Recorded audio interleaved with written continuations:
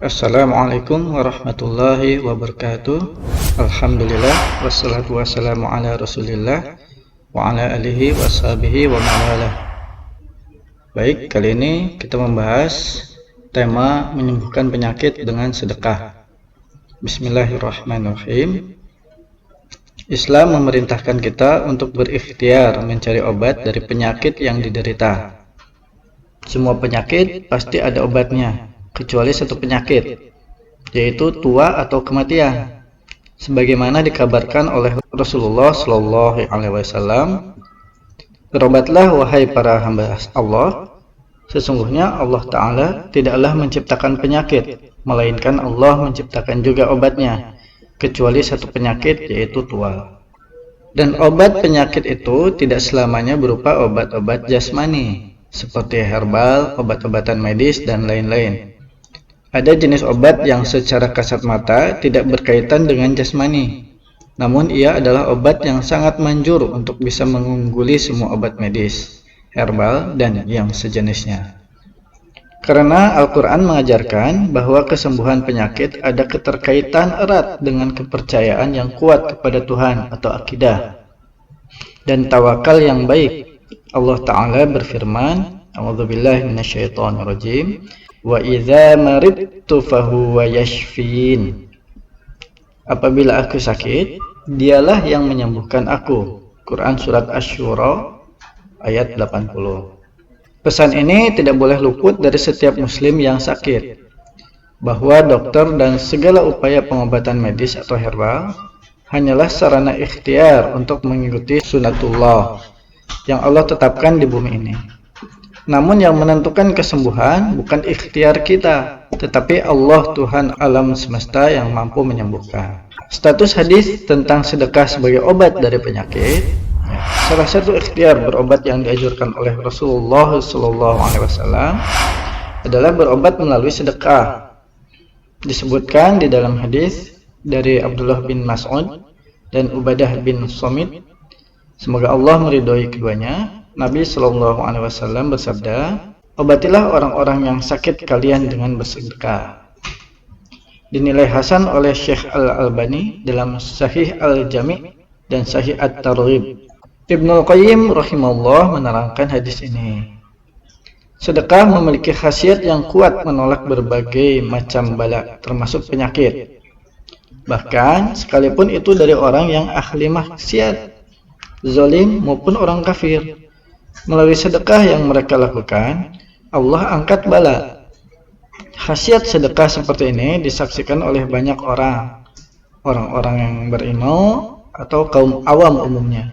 Bahkan seluruh penduduk bumi mengakuinya karena mereka telah merasakan sendiri. Jami' al-Fiqh bab 3 ayat 7. Jika ahli maksiat, bahkan orang kafir sekalipun, sedekah untuk menolak bala atau menyembuhkan penyakit bisa Allah Ta'ala kabulkan.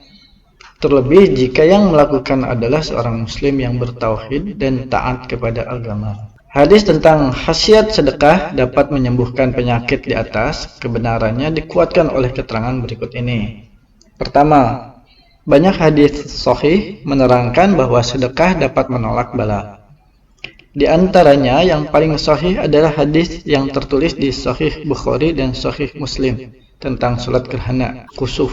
Jika kalian melihat gerhana, maka berdoalah, bertakbir, salat, dan bersedekahlah. Ibnu Daqiq Al-Id rahimahullah berkata, hadis ini dalil anjuran bersedekah ketika suasana menakutkan untuk menolak bala yang dia khawatirkan. Kedua, sedekah dapat meredam kemarahan Tuhan. Sebagaimana disebut dalam hadis, sesungguhnya sedekah dapat meredam kemarahan Tuhan dan mencegah kematian yang buruk. Hadis di atas diriwayatkan oleh Imam Tirmizi di Jami' As-Sahih pada bab zakat nomor hadis 644. Beliau menilai bahwa hadis ini derajatnya hasan gharib. Demikian pula Imam Tabrani di dalam Mu'jam Al-Kabir nomor 1018 dan 8014 menilai sanad hadis ini hasan. Dari sejumlah ulama hadis lainnya juga menilainya hasan. Kesimpulan status hasan hadis ini diamini oleh lembaga fatwa Lajnah Da'imah. Hadis ini diriwayatkan melalui sejumlah jalur sanad Ada yang dengan redaksi panjang, ada yang ringkas. Diriwayatkan dari Abdullah bin Ja'far, Abu Sa'id Al-Khudri, Abdullah bin Abbas, Umar bin Khattab, Abdullah bin Mas'ud, Ubay bin Umamah, Anas bin Malik, dan Muawiyah bin Haidah. Semua sanad tersebut tidak terhindar dari kedoifan sebagaimana keterangan para imam hadis. Namun hadis ini memiliki riwayat penguat dan banyak sanadnya, sehingga statusnya dari lemah naik menjadi hasan li ghairihi. Fatwa Lajnah Daimah nomor 18860. Makna hadis di atas adalah sedekah dapat menghapus dosa. Di antara penyebab datangnya musibah adalah karena dosa kita. Melalui musibah, Allah ingin menghapus dosa kita. Allah Ta'ala berfirman, A'udzubillahi minasyaitonirrajim, wa ma asabakum min musibah fabima kasabat aydikum wa ya'fu an katsir. Musibah apapun yang menimpa kamu, maka adalah karena perbuatan tangan kamu sendiri, dan Allah memaafkan banyak dari kesalahan-kesalahanmu. Quran Surat Asy-Syura ayat 30. Maka dengan sedekah, dosa dapat terhapus sehingga akan meringankan musibah, bahkan menghilangkannya dengan izin Allah. Ketiga, salah satu sebab doa menjadi mustajab adalah ketika diiringi tawasul dengan amal soleh, di antaranya seperti sedekah. Dalilnya adalah hadis yang mengisahkan tentang 3 orang yang terkunci di dalam gua. Lalu ketiganya berdoa kepada Allah dengan bertawasul dengan amal soleh masing-masing. Ada yang bertawasul dengan baktinya kepada kedua orang tua, ada yang bertawasul dengan takwanya saat diajak berzina oleh wanita cantik, ada yang bertawasul dengan amanahnya mengelola harta orang lain. Kemudian Allah pun mengabulkan doa mereka. Meniatkan sedekah agar Allah memberikan kesembuhan adalah bentuk tawasul dengan amal soleh. Agar sedekah manjur menyembuhkan penyakit dengan izin Allah. Beberapa hal berikut wajib dilakukan agar sedekah benar-benar berkhasiat menyembuhkan penyakit. Pertama, lakukan dengan ikhlas karena Allah Azza wa Jalla. Sedekah adalah ibadah yang memiliki nilai pahala yang agung. Agar sedekah dapat berbuah maksimal, maka harus disertai keikhlasan yang tinggi, dan tentu saja memperhatikan tuntunan Rasulullah SAW dalam pelaksanaannya. Layaknya syarat yang berlaku pada semua ibadah. Kedua, sedekahlah dengan harta yang baik dan Anda cintai, karena Rasulullah SAW bersabda, Allah itu maha baik dan Allah tidak akan menerima amalan kecuali yang baik-baik saja. Ketiga, disertai rasa yakin dan pasrah kepada Allah bahwa Allah mampu menyembuhkan. Dalilnya adalah hadis dari sahabat Abu Hurairah radhiyallahu an. Rasulullah SAW bersabda, berdoalah dalam keadaan Anda yakin Allah akan kabulkan doa Anda. Ingat, Allah itu tidak akan mengabulkan doa dari hati yang lalai. Hadis riwayat Tirmizi.